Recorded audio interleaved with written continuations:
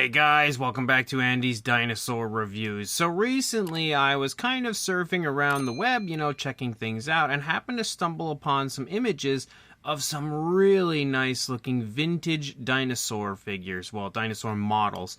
Model kits to be specific.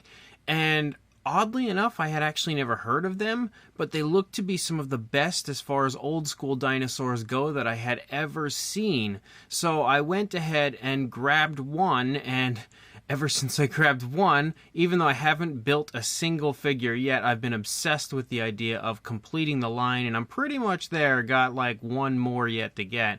But as you can see, it is from Airfix, and we've got ourselves the Tyrannosaurus Rex, and I figured what better way to introduce myself to these figures than by doing it with you guys and building and painting this and checking it out again with you guys, even if it is a very old model kit. Because if we actually take a look here, I don't know where the date is, I forget exactly, but somewhere on here there was a date over here. So as you can see, 1976. So it is a pretty old model kit, very clearly. That was quite a ways back, in fact, before I was even born. And again, that shows you the age of this. I'm also quite impressed at how good the box looks considering its age. But the actual artwork and everything on the box is honestly gorgeous. I love what we see here as far as this box art goes. So no doubt about it, even though I'm going to build this and paint it, which almost feels like a travesty to take a model kit that has been pretty much sitting here, in the package complete for so many years, and actually build it. I almost feel bad for doing that, but at the same time, I think the figures just look so cool. I really want to see them in person again, built and painted. But of course I'm going to do that with you guys, and we'll of course check it out together. But you can see the side of the box also looks really cool. Nothing super amazing over here, but again, you'll pretty much find the same thing as you move through. There's not a whole lot of anything incredible going on outside of the front of the box. And then if we actually open the box up, as you can see, in typical traditional model kit fashion, we basically got all the pieces included in there, and I've got to assemble it and check out our T-Rex. So at this point, I'm going to do that. I'm going to check this out, break it out of the packaging, build it and everything. Definitely saving the box because it's awesome, but we'll go ahead and come back once I have this built. So there, our T-Rex is now assembled and honestly looking absolutely awesome. When it comes to that old school vintage style, I feel like Airfix had it down so nicely. And of course, considering the time that this was released, that's basically how we viewed T-Rex. So again, it kind of works because they were dealing with what they knew at the time. And I think, again, it really is a super nice looking version of an old school Rex. Of course, when it comes to a model kit, there are tons of seams that need to be filled, which is kind of annoying. I'm not the biggest fan of doing that, but it's a small price to pay when it comes to such a super cool model. So let's jump to a closer look and we'll check it out before we get it fully finished. So starting up here at the head sculpt of the T-Rex, you can see obviously it's not an accurate version, but it definitely resembles the type of T-Rex you would have expected to have seen in like the 1970s and even into the 80s. It has that kind of old school, mean, almost movie monster style look to it, but it's basically, a recreation of a T-Rex from a time where we really didn't understand the dinosaur. We viewed it as more of a monster than an actual animal, and you can see that basically reflected here in the sculpt of the T-Rex, especially when it comes to like the size of the teeth. You can see that very clearly Airfix was going for that ferocious sort of a look, and they absolutely achieved it here because those teeth are as menacing as it gets. We can see the tongue is sculpted out there on the inside of the mouth and kind of like upward as far as the positioning goes, of course helping to give it the look of letting out a vocalization, as we are obviously looking at the king of the dinosaurs here. And you can see again the skin texture looks pretty good, honestly. Like when it comes to a lot of the older model kits of this type, often they didn't have the best detail, but I feel like the detailing from what I've seen so far on these Airfix models, they're actually so much better than the majority of the models from this time period, and honestly even moving past this point. I feel like, when it comes to really highly detailed dinosaur models, they were few and far between back then, so it's nice to see such impressive texturing throughout. You can see the nostrils are huge though, but as you move back into the eye itself is also nicely sculpted, which is a plus. You can see that the skin texture is very bumpy. It's absolutely coated with osteoderms pretty much everywhere, and again giving it that very rough and rugged look that you would always see T-Rex portrayed with back in this time period. There are some nice creases in the skin though as you lead down into the side of the neck, because the T-Rex has its head turned toward its right. You can also see a line of ridges there moving along the spinal column, following along the course of the dinosaur. You can also see again a seam moving down the spinal column, because you basically have to put the two sides together to build this. And as you move down to the underside, the skin texture also looks quite different, almost kind of crocodilian down here on the underside. But as you move down, you will again see some of the seams. Now, the model didn't go together absolutely perfectly, but I think for the most part it looks pretty decent, though again some of the seams are pretty obvious. However, I will of course try my best to conceal those as I again actually finish the model. But as you move down, the skin texture again remains with that very bumpy, rough and rugged look. You've got tons of very large osteoderm like scales, but you also have finer texturing throughout, which looks honestly equally, I would say, as rough when it comes to the skin texture. Moving down, you've got one arm here kind of lifting up into the air. You've got of course our classic two fingers for our T-Rex and the nicely sculpted nails. As you move up into the body, you can see again the rough and rugged skin texture continues all the way back here into the hip bone, where you can see the hip protruding from the skin.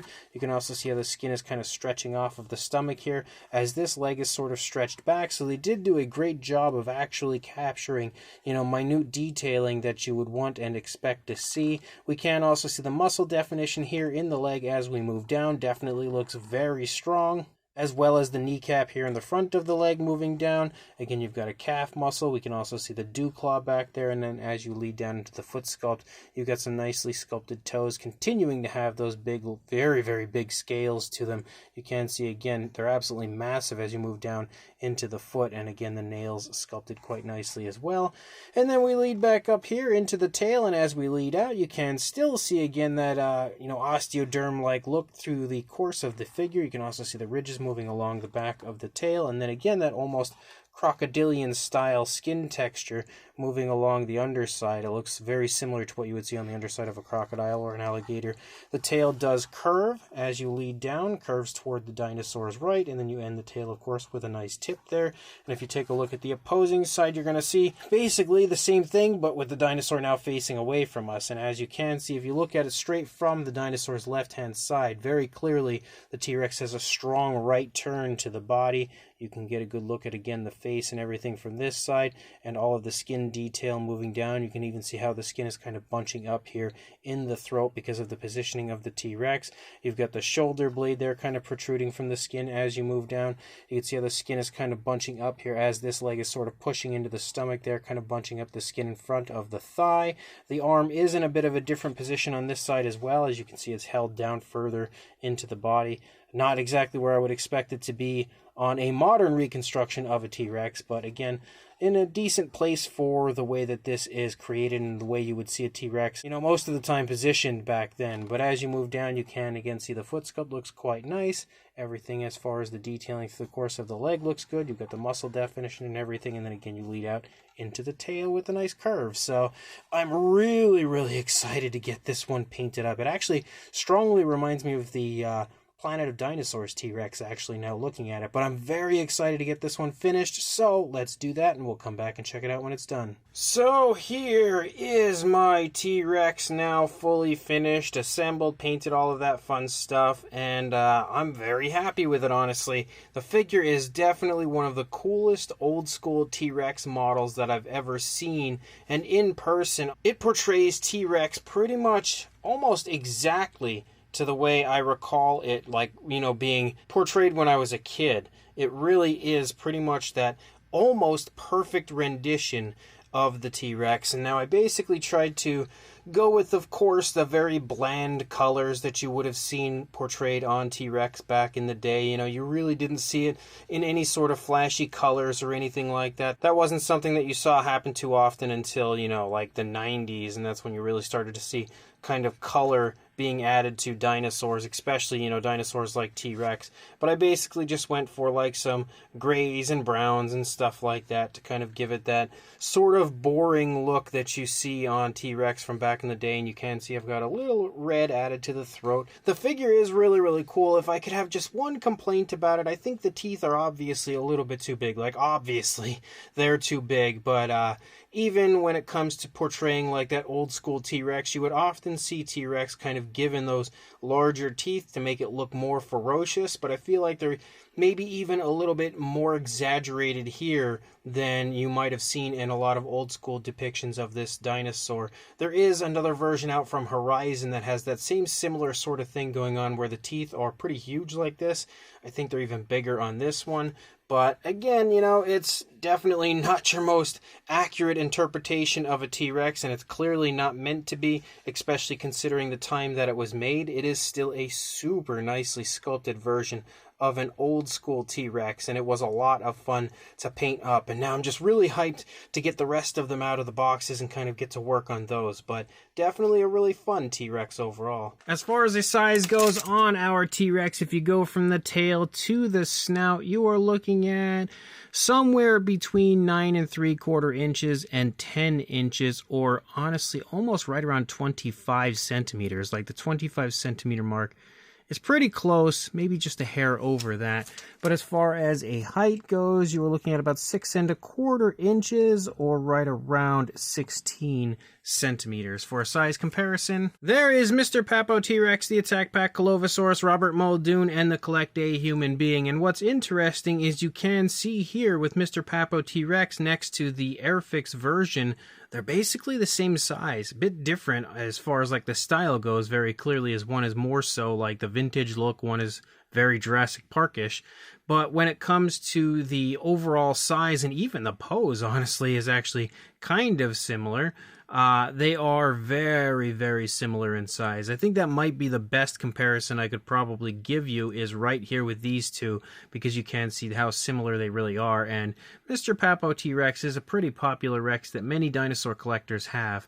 But just for a few more random comparisons, we've also got a Mattel Velociraptor and Dilophosaurus, again further helping to give you an idea of the size of this T-Rex. We also have one of the absolute most iconic vintage-style Tyrannosaurs in existence, which would be the Invicta version, a figure that I actually don't have a review up on the channel for. I definitely have to get to at some point soon, but you can very clearly see that the Invicta version is a little bit smaller. We've also got one of the Rebor Retrosaurs, which as you can see is definitely a good bit bigger than the Airfix T-Rex. And then we've also got the Dinomation version of the vintage T-Rex here, which you can see is just a little bit bigger than our Airfix version. So this Airfix Tyrannosaurus Rex model kit is really fun, honestly. Even if it is an older model, something that's very clearly long discontinued, it's still a super cool version of a T-Rex, especially if you are a fan of that old school style, that vintage style like I am.